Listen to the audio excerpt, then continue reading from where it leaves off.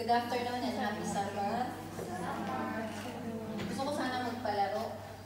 Pero gusto ko sana ngayon gusto ko naman magbigay ng facts. Kasi, di ba mahilig ako sa social media. Tapos may naabangan akong vlogger na foreign, si Nasdeli. Ewan ko kung nakakanood sa iyo. Kasi kung siya, informative siya na vlogs niya. So, naano ako sa mayroon siyang vlog doon na 6 months daw siyang nag-study ng 6 religions sa whole world. So, inabangan ko din yun. Every month, isang religion. So, hanggang sa nabuo ko din yun, yung mga religion na yun. Kasi curious din ako ba kung ano yung mga beliefs ng 6 religions na yun. So, din ako na curious. Sabi ko, i-share ko to. Tapos, tingnan natin kung saan ang pinaka-best na religion sa 6 na yun. So, mag-start tayo sa Buddhism. Buddhism is parang dito, Buddhism ata ang mas favor dito. Kasi ang amo ko, hindi pala siya atheist. Buddhism pala siya kasi ang dami niyang gods. Ang dami naming mga ano sa bahay ba? Mga Buddha-Buddha. Tapos ang dami ng mga Buddha-Buddha. Mga porcelas. Budoy. So ang Buddhism, nag-start pala siya sa Nepal. Doon pala pinanganak si Buddha. 2,500 years ago. Tapos ang followers nila is 500 million. So nag-believe sila no God, no angels, no prophets, no evil, no commandments, no prayers, no eternal heaven, no eternal hell. So, maganda sila, no? Kasi parang yung ano nila ba, yung paniniwalang YOLO, you live, yung parang you live once, so parang ganun lang ba? Kung ano lang ngayon, yun lang ang dapat i-worry. So, they're not worrying life, or they're not worrying after death, they are not worrying about heaven or hell. So, they're not worried about life or before death. I only worry about before death. So, because they believe that you don't own past. Hindi natin daw own ang past natin or even our future. So, we only own this moment. Yun ang paniniwala nila. So, their mind focus, their life focuses only from this moment only and focuses only their mind. So, ang God nila is, alam niyo ba kung ano? Ano ang God nila is only their mind. Mind naman ang, Buddhism. Ang God nila is ang mind nila. So, may kasabihan si Buddha dito, the mind is everything, what you think is what you become. So, kung anong iniisip mo, yun ka. So, if your mind is happy, you can live your life happy. So, kung maligaya ka ngayon, yun ang iniisip mo. Yun ang ginapurso mo. Kaya pala naano ko yung amo ko, ayaw niya talagang makarinig ng iyak. Ay, hate na parang napaparanoid siya, lalo yung mga anak niya. Sabi ko, ganun pala siya kasi dapat kasi sa loob ng bahay, happy lang. Hindi yung walang kahit na, tapos ang amo ko din, hindi siya nagsisave ng money for the future. Kung ano ngayon lang, yun lang talaga yung expenses mo, yun, kung mo talaga ba, i-spoil mo yung sarili mo, i-indulge mo, kung anong gusto mo, yun ang niya. Kasi grabe siya napaka-paniwala niya sa ganitong paniniwala nila. So, how can their mind pure and happy? So, because they not believe on paano daw kuno magiging happy ang mind. Sabi sa paniniwala nila dapat daw kuno walang attachment. Yung attachment, kunyari namatayan ako, kunyari may boyfriend ako. Dapat attach ako, yun kasi kung attach ka daw sa isang bagay, money, love, and everything, masasaktan ka, di ba? So, magiging sad ka. So, dapat lahat hindi ka attach. Kunyari, mamatay yung nanay mo, hindi mo dapat yan iyakan.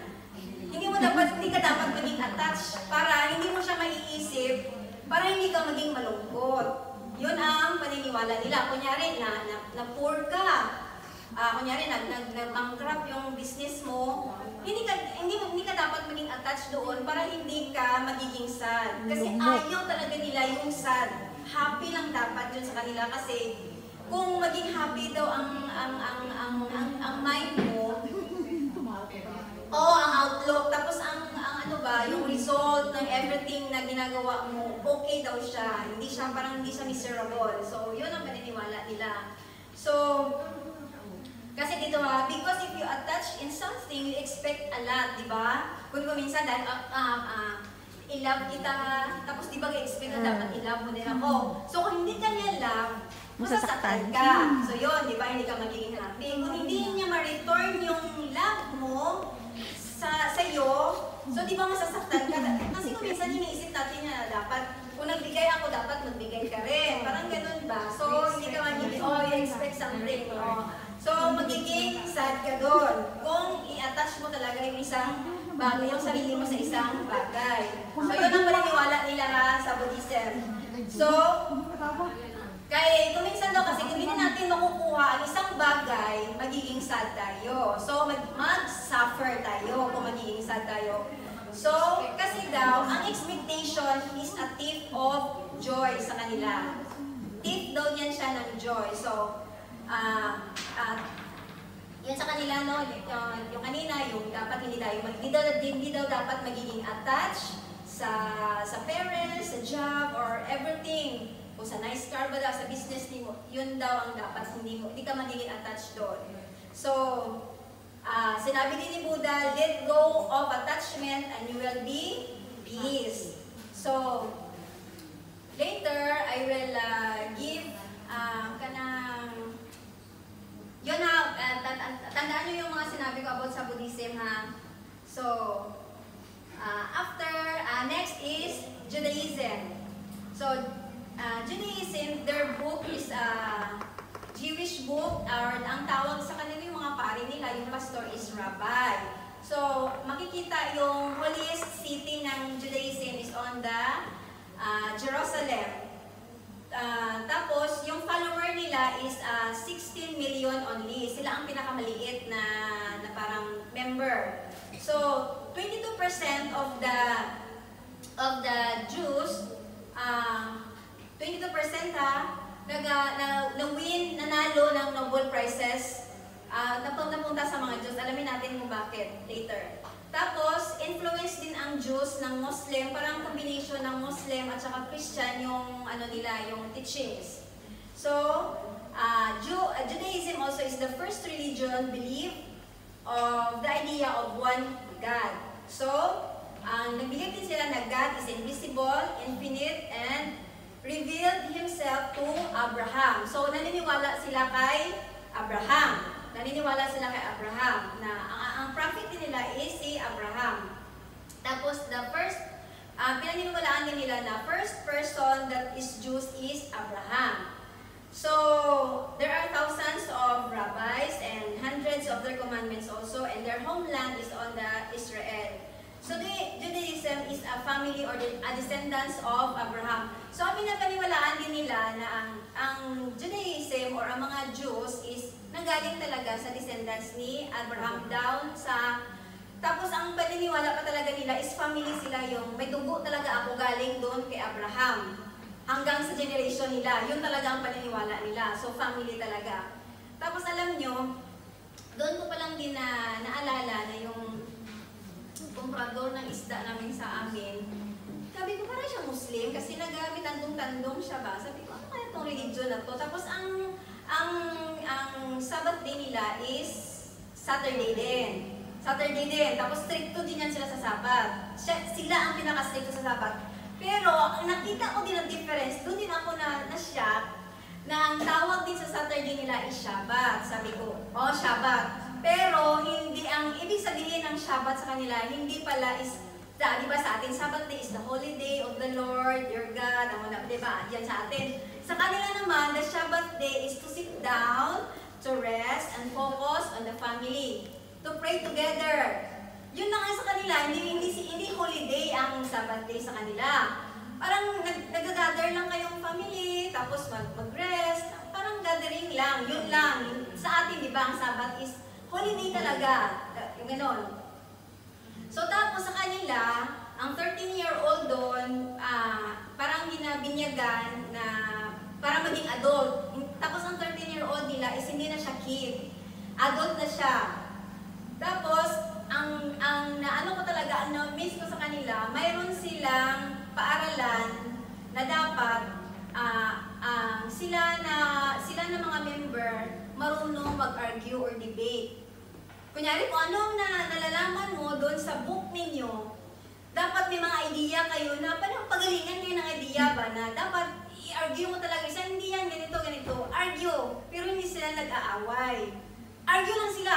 May school talaga sila for argument and debating. Dapat every Saturday, yun din ang ginagawa nila. Ikaw doon kayo sa dalawa kayo, kunyari, 5 kayo doon. Mag-ano kayo, argue kayo doon. Argue lang ng argue about sa inyo, sa nalalaman ninyo. Yun din ang naano ko ba? Sabi ko, napaka-iba naman ng ganitong religion. So, yun din ang pag-aralan ko sa kanila. Judaism is the oldest monotheistic religion originating in Middle East over 3,500 years ago and is based on the collective spiritual, cultural, and legal tradition of the Jewish people. So, ang book nila is, ang pinapaniwalaan nila ni book is from the Bible din.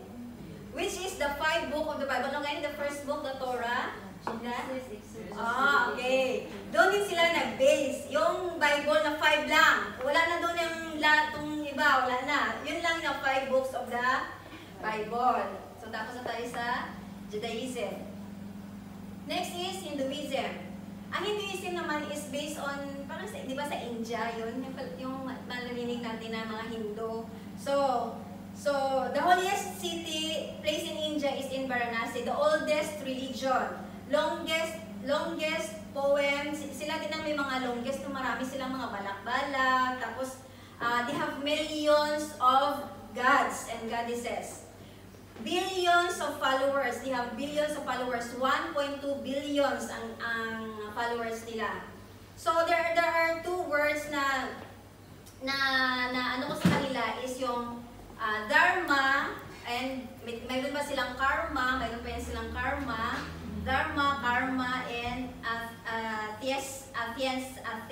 athiensa. So, una tayo dito sa dharma.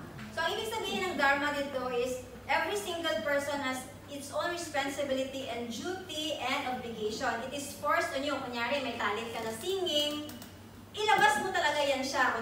Kung singing, kakanta ka talaga. Kung marunong ka magsayaw, sasayaw ka talaga. Kung marunong ka kung magaling ka magsasalita ka. Kasi dapat sa kanila, force talaga na i-show mo yung talent mo. Yun ang sa kanila. So, tapos, may paniniwala din sila na yung golden rule, do not do unto others what others you don't want do unto you. Yun ang sa kanila, di ba? Hindi sila nag-iihaw ng animals. Mostly of the Hinduism is vegetarian. Hindi sila kumakain ng kasi ayaw nilang i-harm yung mga hayop. Di ba sa India daw hindi kinakain ang cow? Yun, hindi kahit yung mga ants, hindi din dapat yan sasaktan sa kanila, bawal, di ba? Kahit mag-cut daw ka ng trees doon, sabi nila, magtanim ka ng, hindi ko na remember, parang 10 ata, para palit sa yung tree na gikat mo, tapos magsusori ka pa, parang may ritual pa na gagawin. So yun sa kanila kasi ayaw talaga nila ng yung harm ba na wag ka dapat manakit ng iba kasi di ba ayaw din natin daw yan sa sarili natin. Katulad daw ng may story dito about sa guro kasi ang tawag dyan sa kanila. So yung mga teachers nila ba and the scorpion. Yung guro, ang dharma niya is ang responsibility or ang talent niya is to save. Samantala, ang scorpion, ang talent din ng scorpion is to stink. Yung mga gut ba? So, nung nakita doon niya ng scorpion sa water, parang nagdinid daw ng health na parang malulunod, kinuha daw niya. So, di ba, ang extinct ng scorpion is mangangagat talaga siya, kinagat siya, tapos binitawan niya. Tapos, kinuha niya ulit kasi tutulungan niya na naman yung scorpion. Tapos kinagat na naman siya. Yun, balik-balik lang daw ng process. Kung yun ang dharma mo, tutulong ka talaga kahit na nasasaktan ka. yun sa kanila. Kaya sabi ko, ma-amaze ka talaga ba? Sabi ko, ang galing. Yung naano talaga ako ba, nung once na nanonood ako ng video. So yun ang yun ang paniniwala niya kasi ang dharma daw is will give you energy, drive, and passion. So, yun daw sa kanila. So, kasi ang duty mo din as your tinatawag nilang theme sa non-violence, no violence to human, animals, or most of the Hinduism are vegetarian, even to cut tree, or sinabi ko nila, because we are all one part of the nature. So, dapat equal daw tayo lahat. Yun ang paniniwala niya. So, the heart of the Hinduism is learn to that everybody is equal. The power to do your duty is to do the no violence. Yun talaga ang pinaka-number 1 duty nila. No to violence. Sinusunod pa kayo ito ng mga Indian? Yung makikita natin, no? So, Hinduism views entire universe as gods and everything is in the universe as God. So, lahat daw dito is kanang God.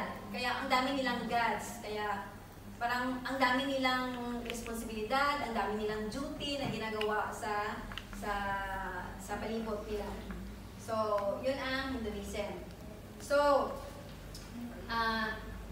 ang atheism naman, hindi pala sa religion. Doon ko pala nalaman. Kasi, ang atheism is, they did not believe in God. They did not believe in God because they only believe in science. Science talaga sila. Based from Charles Darwin, 1850s. So, ang pinaniniwalaan naman nila is yung bird ba doon sa Galapagos Island, doon man kasi nag-start talaga yung atheism, na yung isang bird daw, na mahaba yung beak niya, tapos ang kinakain niya is yung mga plants. Tapos, nung pumunta na naman siya sa na lugar, na nakita niya yung bird, the same lang, pero mababa yung beak niya, tapos ang kinakain niya is yung iba na naman. So, ang life pala ng tao daw dito sa Earth is evolution ba? Kung saan ka na lugar, doon ka mag-evolve. Kung saan ang nature mo ba, doon ka mag-evolve. So, theory of evolution, di ba naniniwala sila na si Charles Darwin na ang tao is nanggaling sa animal. So, so, ang yeso na makuha nila natin dito sa kanila is curiosity and courage. So, once you are curious, once you have problem, once you have question, you answer your question. So, ikaw din ang mag-answer ng question mo. Yun ang sa kanila. Kung may question ka about the thing, you answer that question. Ikaw ang mag-study kung bakit siya nagkaganyan. Yun ang sa kanila. So, sa Sweden naman ko nalalaman, na search, most of the people there, 100% is atheist. So, walang God doon. Sweden na country. Only country that is 100% atheist. Yeah, 100% talaga. Na-search ko talaga siya. So, the atheism found on 1850s by Charles Darwin. So, next is Islam. So, ang Islam also is a monotheistic religion. Yung believe in one God, yun pala yung sabihin. So, ang prophet nila is si Muhammad. But, ang one God lang sila, yun si Allah. So, ang book nila is Quran. So, ang prophets pala nila, nabilong pa rin doon si Abraham. Doon din ako na mangha. Nandun din si Moises sa prophet nila. Nandun din si Jesus. At saka yung last prophet nila, yung prophet na yun na nagbigay ng revelation sa kanila is si Prophet Muhammad. So, di ba, nag-believe din pala sila kay Abraham, kay Moses, and kay Jesus. So, they believe of judgment also, just like us. They believe in final judgment and life after death. So, meron din silang angels and divine decree. Believe in angels that God has a divine plan or decree is a fundamental part of their faith. So, ang population nila is 1.9 billion ang population nila. So, ang Islam din is, their holiest city is on Mecca. Makikita din dun sa Saudi Arabia. So, prophet nila yung si Muhammad. So, ang first instruction sa kanila is to read. Read and read. Alam mo, ginamemorize pala nila yan, word for word ang Quran. Word for word. Hindi lang talaga yung sa atin, yung ano lang, idea, kung minsan, yung ano lang, ano pa. Sa kanila talaga, word for word. So, dapat, mamimemorize nila yan. Yung Quran nila.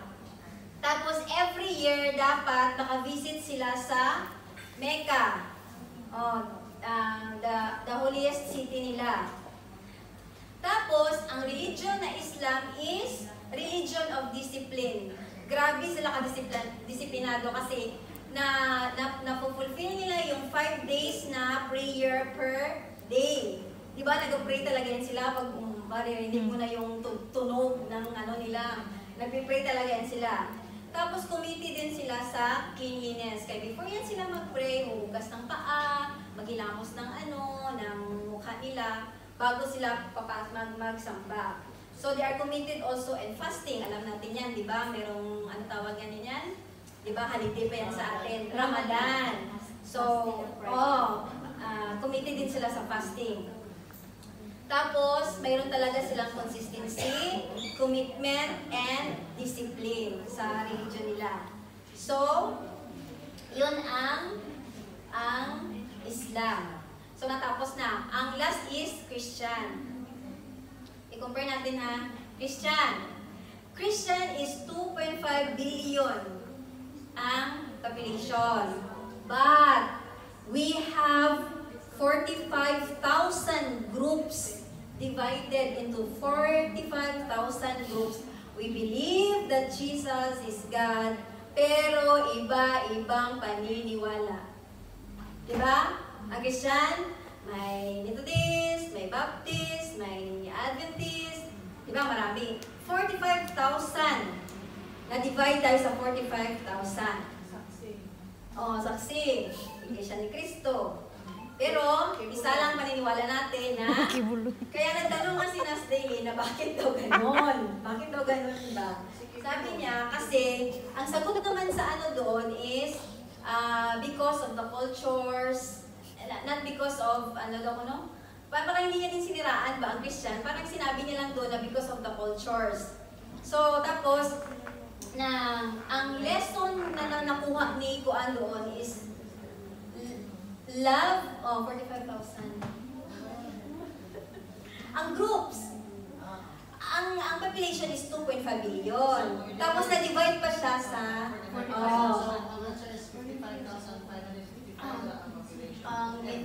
million. Groups. So, ang lesson na nakuha niya doon is, ang Christian is love. Kasi, di ba, the greatest commandment sa Christian is love your God with all your heart. Di ba? The greatest commandment with all your soul. Ano pa ngayon? With all your mind.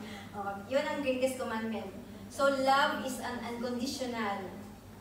Kasi nakita niya doon na, di ba, Jesus died on the cross kay gano'n niya gi-offer sa ni God ang the only Son to save the humanity.